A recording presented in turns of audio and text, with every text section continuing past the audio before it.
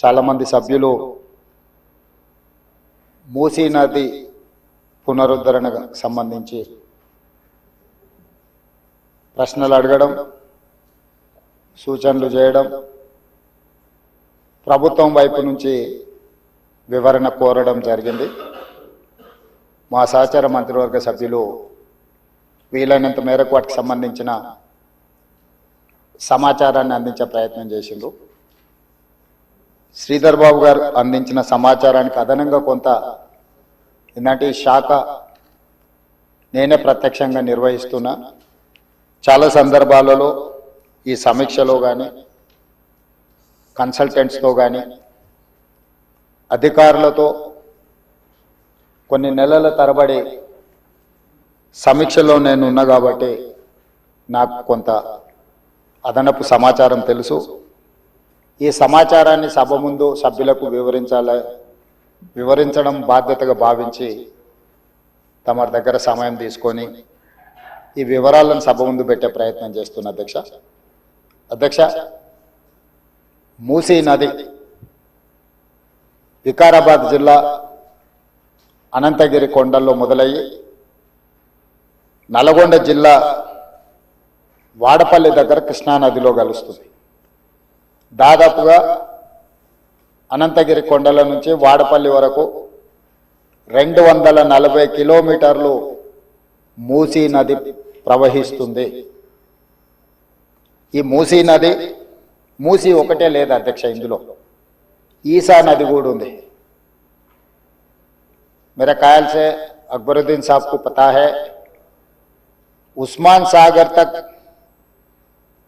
सागर से नीचे भापू घाट तक मूसी नदी आएंगे. हिमायत सागर के ऊपर ईसा नदी है, वो नदी आके बापू घाट में, ये दो नदियों का संगम, इसीलिए बापू घाट वहां बनाए. కన్యాకుమారి దగ్గర 2 సముద్రాలు 2 నదుల యొక్క సంగమం దగ్గర మహాత్మా గాంధీ గారి అస్థికలు ఏ విధంగా పెట్టినరో ఈరోజు వికారాబాదులో మొదలయ్యే మూసా, రంగారెడ్డి జిల్లాలో ఇతర ప్రాంతాల నుంచి మొదలయ్యే ఈసా నదికి సంబంధించి హిమాయత్ సాగర్ ప్రాజెక్ట్ ఉంది. మూసీ నదికి సంబంధించి ఉస్మాన్ సాగర్ ప్రాజెక్ట్ ఉంది, అంటే గండిపేట ప్రాజెక్ట్. ఈ 2 నదులు వచ్చి లంగర్ హౌస్ దగ్గర ఏదైతే బాపు ఘాట్ ఉందో అక్కడ ఈ 2 నదులు కలుస్తాయి. ఆ 2 నదుల కలయిక దగ్గరనే మహాత్మా గాంధీ గారి అస్థికలను పెట్టి బాపు ఘాట్ను నిర్మించడం జరిగింది. అధ్యక్ష, ఈరోజు నాగరికత నదీ పరివాహక ప్రాంతంలోనే పెరిగింది. ప్రపంచంలో ఏ నగర విస్తీర్ణమైన ఏ ప్రజల యొక్క నాగరికత అభివృద్ధి చెందిందంటే నదీ పరివాహక ప్రాంతంలోనే మానవుల యొక్క నాగరికత అభివృద్ధి చెందింది. నదీ పరివాహక ప్రాంతాలలోనే గ్రామాలు కానీ పట్టణాలు కానీ నగరాలు కానీ నిర్మించడం జరిగింది. ఈ నదీ పరివాహక ప్రాంతంలో నిర్మించిన గ్రామాలు మనకు ప్రతి ఊరు కానుకొని చెరువు ఉంటుంది. ఊరి యొక్క తాగునీరు సాగునీరు అవసరాలు తీర్చడానికి పట్టణాలలో కూడా మీరు పెద్ద పెద్ద లేకులు చూసారు. ఈరోజు హైదరాబాద్ నగరంలో కూడా కాకతీయుల నుంచి మొదలు పెడితే కులీ కుతుబ్ షాయిలు నిజాం వరకు ఈ ప్రాజెక్టులను నిర్మించడం ద్వారా ప్రజల యొక్క సాగునీరు తాగునీరు అవసరాలను తీర్చడమే కాకుండా పరిశ్రమలను ఏర్పాటు చేయడానికి కూడా ప్రణాళికబద్ధంగా ఆనాటి కాకతీయ సామ్రాజ్యం నుంచి మొదలు పెడితే చివరి నవాబ్ నిజాం నవాబు వరకు కూడా ఈ నదుల యొక్క పరివాహక ప్రాంతంలోనే ప్రాజెక్టులను కట్టడం జరిగింది. ఈరోజు మంజురా నది ఉండొచ్చు, నిజాం సాగర్ ఉండొచ్చు, లేకపోతే ట్యాంక్ బండ్ ఉండొచ్చు, ఉస్మాన్ సాగర్ ఉండొచ్చు, హిమాయత్ సాగర్ ఉండొచ్చు. వరదలను నియంత్రించాలి.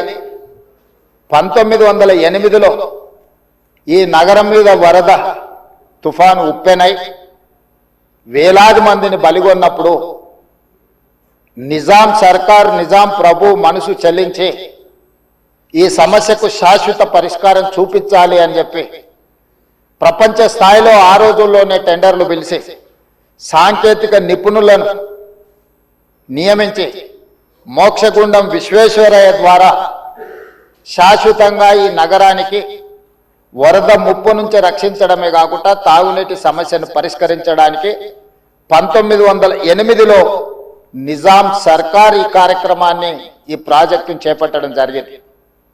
1921-22కు ఉస్మాన్ సాగర్ హిమాయత్ సాగర్ ప్రాజెక్టులను నిర్మించి ఈ రోజుకు 105 సంవత్సరాలైన ఈ పట్టణం నగరం మహానగరంగా విస్తరించిన 105 సంవత్సరాల క్రితం నిజాం ప్రభు నిర్మించిన ఉస్మాన్ సాగర్ హిమాయత్ సాగరే హైదరాబాదు ప్రజల యొక్క దాహార్తిని ప్రజలకు పాపులర్గా గండిపేట నీళ్ళు అని తెలుసు. హైదరాబాద్కి ఎవరైనా వచ్చి కొంచెం హుషారైతే గండిపేట నీళ్లు అడ్డట్టున్నాయని అంటుంటారు మనోళ్ళు పెద్దలు. అంటే గండిపేట నీళ్లలో వికారాబాద్ నుంచి వచ్చే నీళ్ళల్లో ఒక గొప్ప మహత్వం ఉంది. వికారాబాద్ అడవి ఏదో పిచ్చి మొక్కలతో మొలిచిన అడవి కాదు అధ్యక్ష, వనమూలికలతో కూడుకున్న అడవి. వఖారాబాద్ కా హవా లాఖోం కా దవా, అంతేనా అధ్యక్ష? లాఖో మరీదోం కా దవా. టీబీ వచ్చిన వాళ్ళని తీసుకెళ్లి వికారాబాదులో వదిలేస్తే అక్కడ 3 నెలలు ఉంటే నేచరే వాళ్ళని క్యూర్ చేసే విధంగా, అంటే నిజాం వికారాబాద్ అడవులను పిచ్చి మొక్కలతో కాకుండా వనమూలికలతో కూడుకున్న చెట్లను నాటి వాటిని పెంచడం వల్ల వికారాబాద్లో టెంపరేచర్స్ తక్కువ ఉంటాయి అధ్యక్ష. హైదరాబాద్లో ఈ చుట్టుముట్టుతుండే టెంపరేచర్ కంటే 2-3 డిగ్రీలు వికారాబాద్ అనంతగిరి కొండల్లో టెంపరేచర్ తక్కువ ఉంటుంది.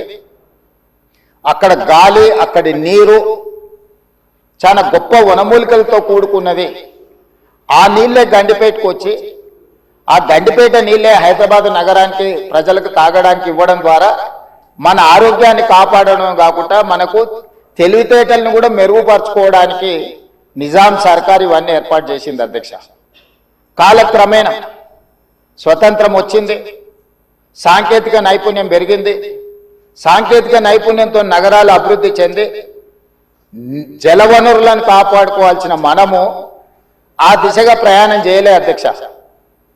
శాశ్వత సమస్యల్ని పరిష్కరించి మన ఆరోగ్యాన్ని కాపాడే జలవనరులను కలుషితం చేయడమే కాకుండా కబ్జాలు పెట్టి ఫామ్ హౌజులు కట్టి ఫామ్ హౌజ్లో డ్రైనేజ్ లైన్లు తీసుకెళ్లి ఈ గండిపేట హిమాయత్ సాగర్ కలిపిండ్రు అధ్యక్ష.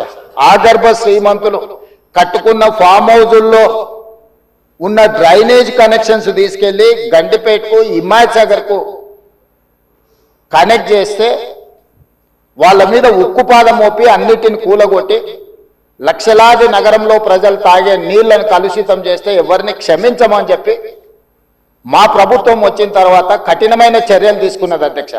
దాని మీద ఎన్నో విమర్శలు వచ్చినాయి. జన్వాడలో ఫామ్ హౌజులు, మొయినాబాద్లో ఫామ్ హౌజులు కట్టుకున్న వాళ్ళు నా మీద దాడి చేసిరు. లక్షల కోట్ల రూపాయలు సోషల్ మీడియాలో ఖర్చులు పెట్టి బద్నాం చేసే ప్రయత్నం చేసిరు. అయినా మా సంకల్పం మంచిది, పేద ప్రజలకు మేలు జరగాలన్న ఆలోచనతో ఎన్ని విమర్శలు వచ్చినా వెనక్కి తగ్గకుండా 100% ఆ కార్యక్రమాన్ని ముందు తీసుకెళ్లే ప్రయత్నం చేసి, అదేవిధంగా మాకొచ్చిన అవకాశాలలో ప్రపంచంలో చాలా దేశాలు తిరిగినాం అధ్యక్ష. చాలా దేశాలను చూసినాం. అభివృద్ధి చెందిన ప్రతి దేశంలో ఒక నదీ పరివాహక ప్రాంతాన్ని అభివృద్ధి చేయడమే కాకుండా వ్యాపార కేంద్రాలుగా మార్చారు. ఈరోజు న్యూయార్క్, న్యూజెర్సీ మధ్యలో హడ్సన్ రివర్, లేకపోతే లండన్లో థేమ్ రివర్. నేనే మంత్రులనే కాకుండా మిత్రులు అక్బరుద్దీన్ ఓవైసీ గారితో కూడా కలిసి మేము లండన్లో ఆ ప్రాజెక్టును పరిశీలించడం జరిగింది. జపాన్లో చూడడం జరిగింది, సౌత్ కొరియాలో చూడడం జరిగింది, సింగపూర్ లాంటి నూతనంగా అభివృద్ధి చెందిన దేశాలను మనం పర్యటించడం జరిగింది. జర్మన్ లాంటి దేశాలు తమరు కూడా కౌన్సిల్ చైర్పర్సన్ సుఖేందర్ రెడ్డి గారు కూడా వెళ్ళి మీరు చూసి వచ్చి మీరు కూడా నాతోని మీ అనుభవాలను కొంత నాకు వివరించడం జరిగింది. అంటే ప్రపంచ స్థాయి గుర్తింపు పొందిన నగరాలలో నదీ పరివాహక ప్రాంతాలను కాపాడుకోవడమే కాకుండా ప్రక్షాళన చేయడమే కాకుండా వ్యాపార కేంద్రాలుగా మార్చి ఆ రాష్ట్రము, ఆ దేశం యొక్క ఆర్థిక వ్యవస్థను బలోపేతం చేసుకోవడానికి ప్రపంచ దేశాలు పోటీ పడుతున్నాయి. ఈరోజు గుజరాత్ అహ్మదాబాద్లో సబర్మతి రివర్ ఫ్రంట్ కట్టుకున్నారు. భారతీయ జనతా పార్టీ నాయకులు ప్రజాప్రతినిధులు గొప్పగా చెప్పుకుంటుంటారు. నరేంద్ర మోడీ గారు, అమిత్ షా గారు గుజరాత్లో సబర్మతి రివర్ ఫ్రంట్ అద్భుతంగా కట్టిరని దాదాపుగా 60,000 ఫ్యామిలీలను అక్కడి నుంచి తరలించింది అధ్యక్ష. 60,000 కుటుంబాలను సబర్మతి రివర్ ఫ్రంట్ అభివృద్ధిలో భాగంగా ఆ సబర్మతి రివర్ కానుకొని ఉన్న పేదలను అందరిని కూడా అక్కడి నుంచి తరలించారు.